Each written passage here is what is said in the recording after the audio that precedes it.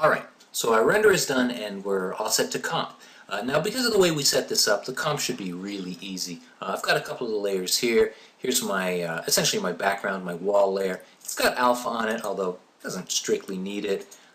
Here's my M4. Absolutely, it needs alpha.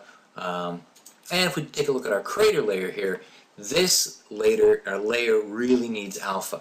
When we look at the geometry, we can see the entire profile in the RGB, but when we look at the alpha, we can see that the alpha only shows through the areas that we want to see. We only want to see essentially the front pixels of our crater, and our alpha is going to take care of that. Alright, so let's set this up. Alright, so here I am in Nuke. I'm going to hit the Tab key to bring up my Create Node functionality. So I already typed read before, so it shows up there, but if it wasn't there, I would just start typing RE, and there it is, read. So there's my read node.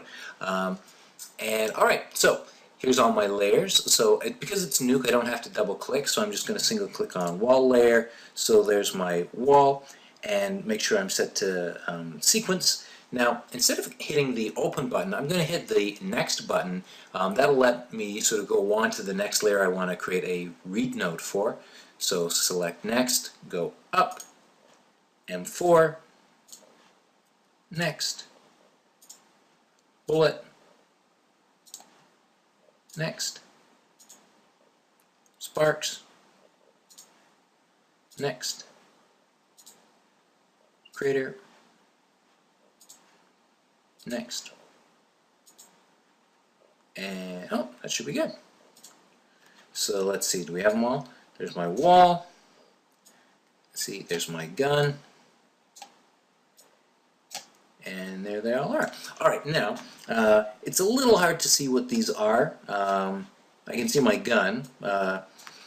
So what I should do is go through and find out which each of these are, and then name them. But I'm not going to make you watch me name all those because let's say no to that, because I've already got one set up here.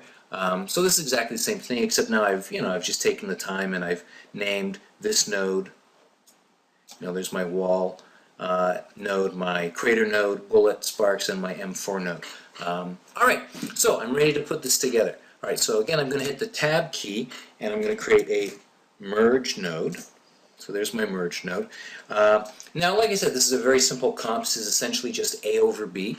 So I'm going to connect my background into B, and now I'm going to hook up the rest of these guys. So crater, my bullet, sparks, and my, oh, you know what? Silly me, I should have plugged in the viewer so that we can see this build as we go.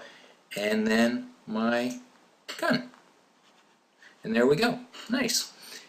If we take a look, go to some other frame, there we can see all the stuff. That's looking pretty good. So yeah, like I said, this is pretty simple. Now, one thing though, I'm going to go back to my merge node here. I'm going to set my merge operation to map as opposed to the default over. I just find that in a simple situation like this, map does a better job of dealing with the alpha. It keeps it at 100% for each layer. So yeah, that's looking pretty good. And now I'm going to create a write node, and I'm going to write these guys out. So plug my write node into my merge node. There's my write node, and where do I want to put these guys? I want to put them in, well, the appropriate directory, which in this case is my projects, magazine, bullet, impact, images, comp. And I will call this bullet impact dot number dot TGA. That should be good. File type target, everything looks good, and yeah, so let's output these guys. Oh, it doesn't hurt to, you don't have to do this, but it doesn't hurt to connect your write node to the viewer so you can see what's happening, so I can toggle back and forth. In this case there's no difference, but if I hit the 1 and the 2 key, that lets me toggle back and forth between the inputs here, but there's not going to be any difference. Alright, so now I'm going to render, so I'll just right mouse button click on write and select render selected. There we go, frame range 1 to 150, Say OK, and it goes through. Again, it's not going to take very long to render this. While it's rendering that, we can just jump ahead. I've got already one set up here. Alright, so this is what the final comp looks like.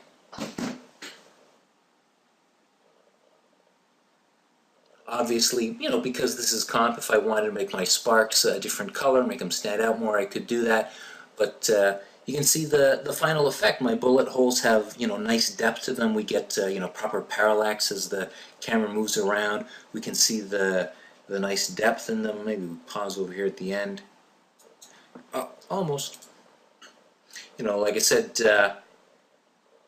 we can see, yeah, right here, we can see the nice depth in there. There's proper shadows. And again, it's all because of the way we set up the alpha. So yeah, so I think that's a nice little system. Okay, so that's it. Again, I'd like to thank my colleague Oliver Balzer for letting me use his M4 machine gun, and I hope you enjoyed this. Thank you.